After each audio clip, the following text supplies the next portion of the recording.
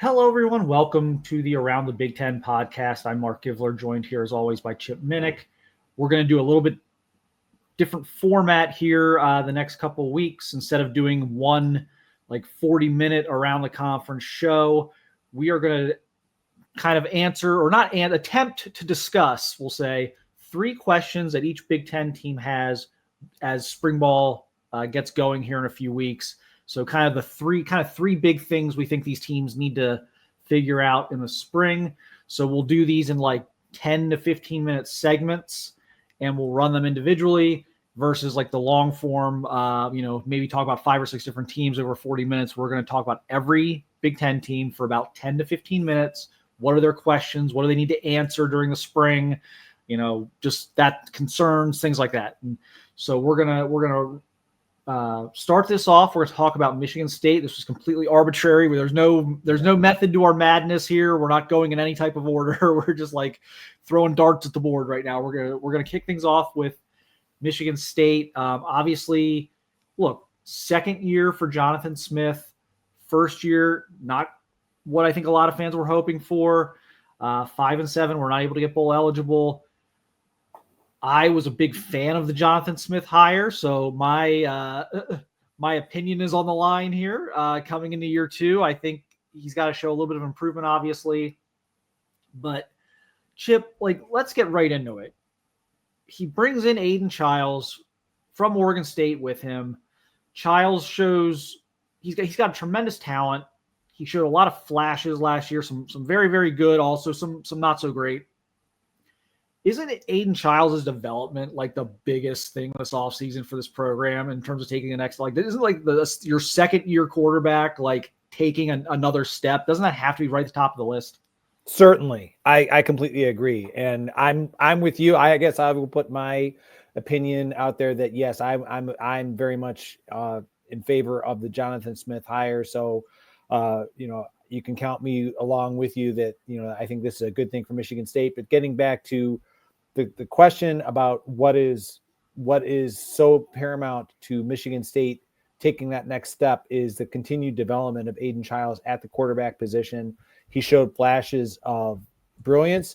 He also, let's face it, I mean, we have to call it, just based on the results. He also showed an inclination to turn the ball over at very, frustrating, at very inopportune times that hurt Michigan State. I mean, that there's a reason why they were sitting at home during the bowl game season. They lost a lot of close games. I'm not trying to lay all the blame exclusively at the feet of Aiden Chiles, but that development this offseason, his second year as the starter at Michigan State, is going to be crucial for Michigan State to get into bowl eligibility.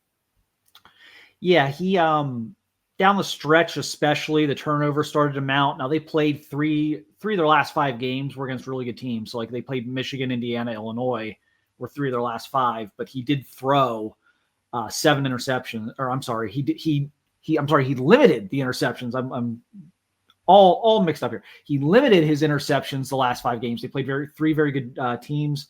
Only 2 interceptions in his last 5. So there was some progress there. So 9 interceptions in the first 7 games, only 2 in the last 5. He started to eliminate that. The completion percentage has to come up. He had 3 games below 60% to finish the season, including a 48%er against Purdue. So he's got to get a little more accurate, a little more consistent.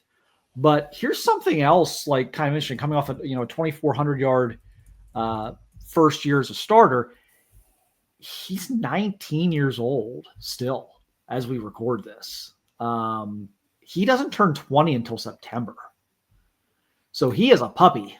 Yes, very raw, very talented.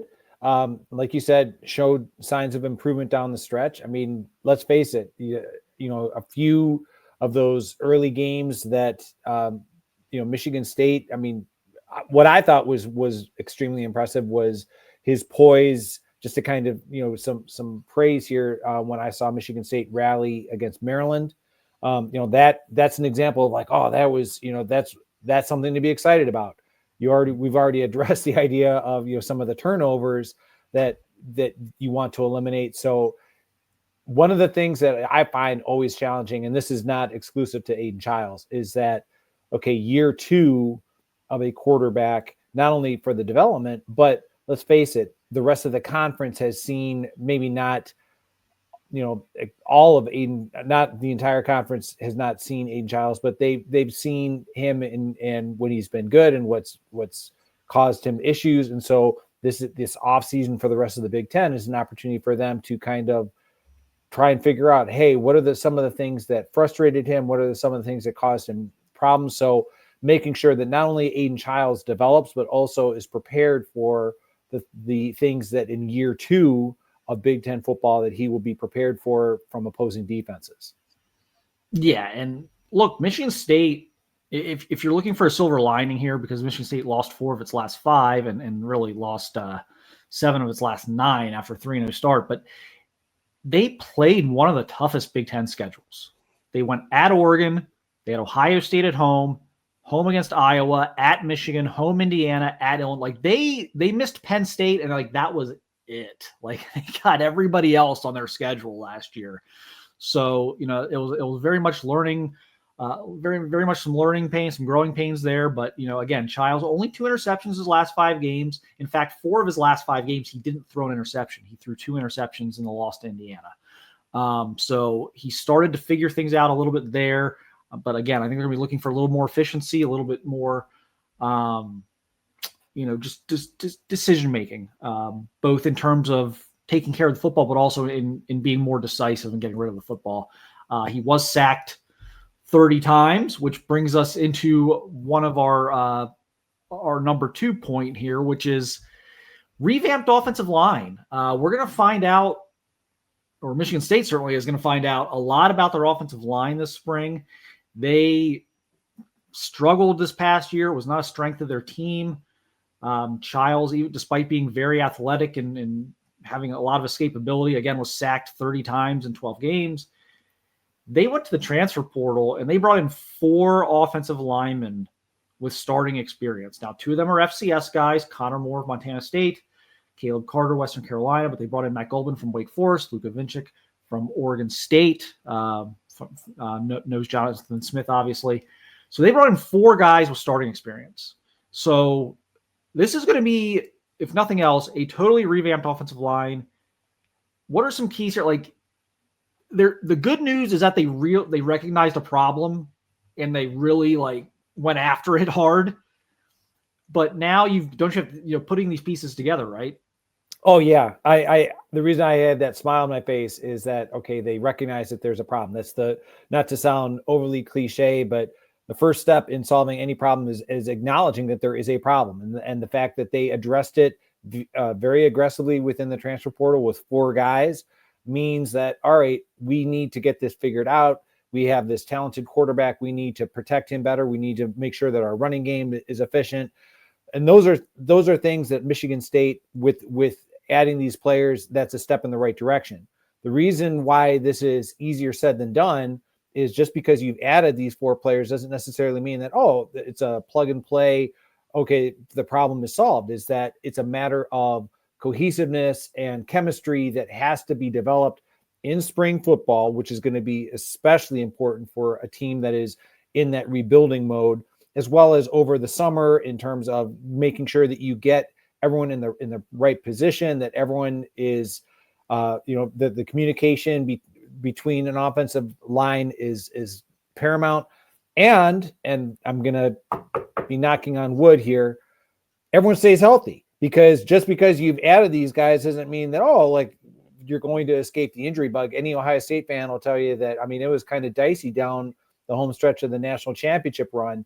But for Michigan State, they recognize the fact that, yeah, we need to get better offensive line play. We were going to bring in these players. Connor Moore, especially from an Ohio State fan perspective, was a guy that Ohio State would have loved to have added, but he chose to go to Michigan State. Best of luck to him. Obviously, Michigan State, whatever they told him, whatever he saw there, he saw the opportunity for playing time with the Spartans was better than with Ohio State. But okay, getting these guys in the right position and developing that chemistry is going to be crucial for the Spartans. Yeah, Moore's decision to pick Michigan State tells me they're probably going to play him at tackle because he's a bit of a swing guy.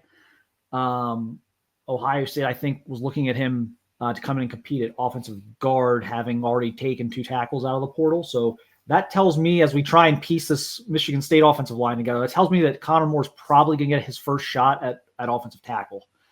And then you've got, again, a lot of these guys have played multiple positions. A lot of these guys have played guard tackle or guard center. So they're going to have to put these puzzle pieces together. That's going to be a huge thing.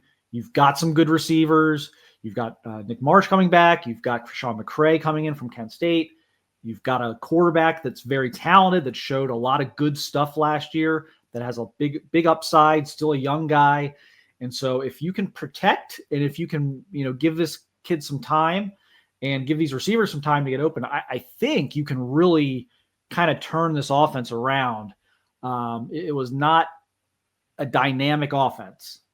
They had trouble, I think, establishing the run, which led to, I think, trouble getting a lot of big plays in the passing game, because I don't think a lot of people really respected their ability to line up and pound the football the way Michigan State teams have historically.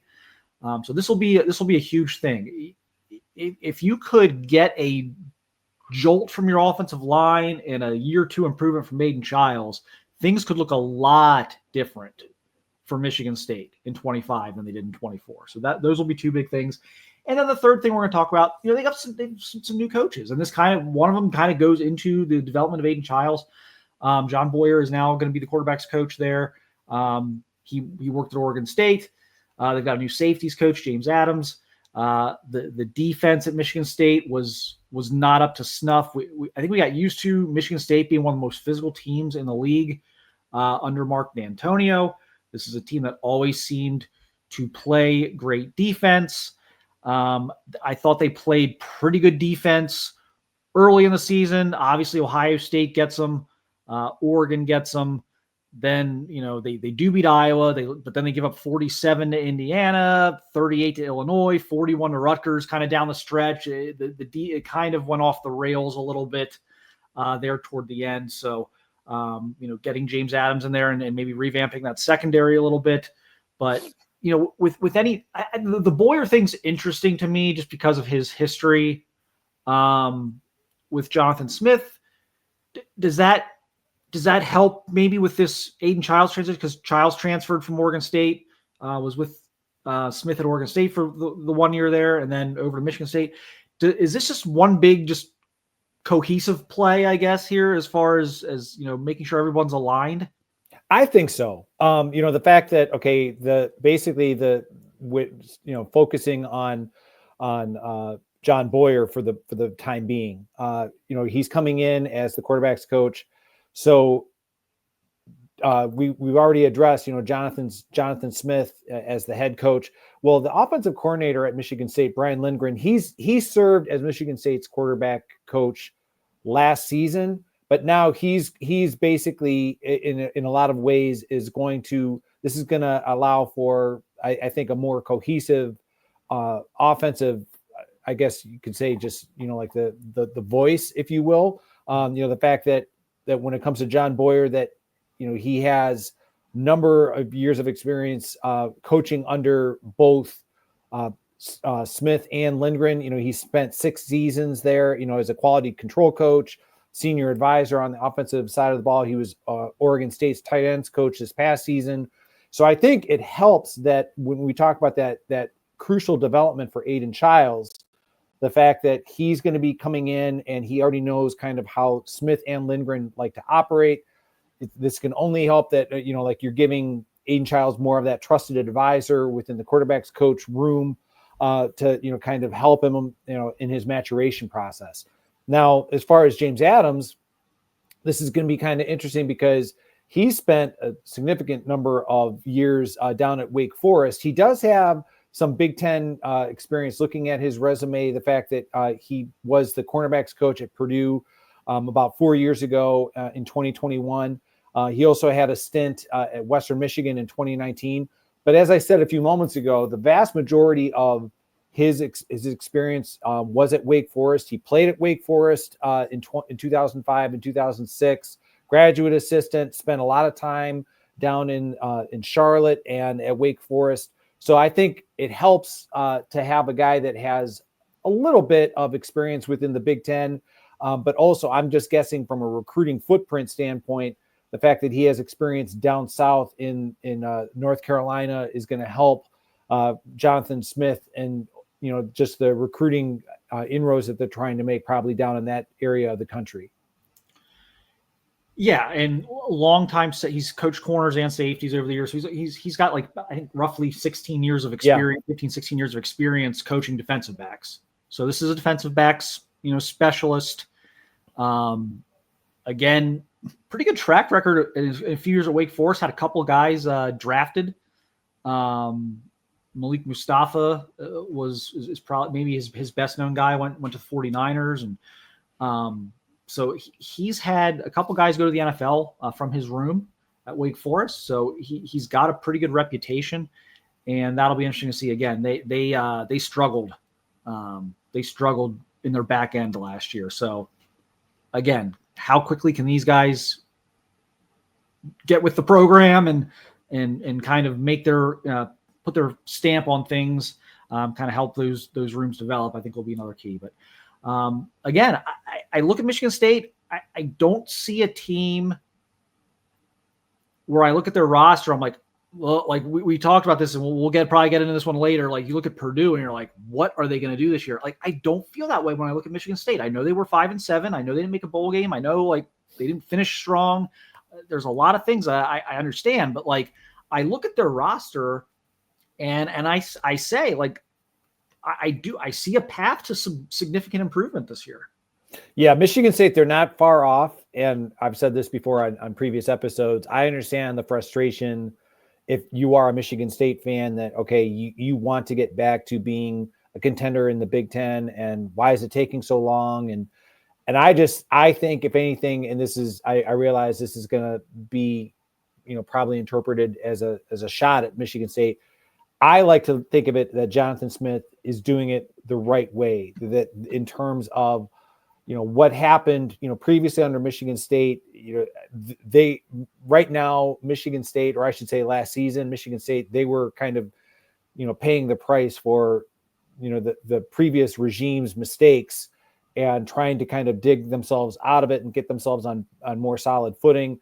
I think Jonathan Smith is a tremendous coach. Like you said, I don't think they're that far off. I think that just kind of, we already talked about it, but like, addressing the offensive line via the transfer portal, bringing in new coaches, and especially the maturation process for Aiden Childs. I think Michigan State is positioned to, I'm not suggesting to pencil them in Indianapolis, but I am saying that I think that they are certainly ready to take that next step and be a bold participant in 2025. So we will see. We'll revisit all these after spring ball, see if we've answered any questions, see if new questions have popped up, and we'll do some schedule analysis and stuff like that once rosters settle after spring. But that'll do it for this one, and we will catch you here soon with a new one.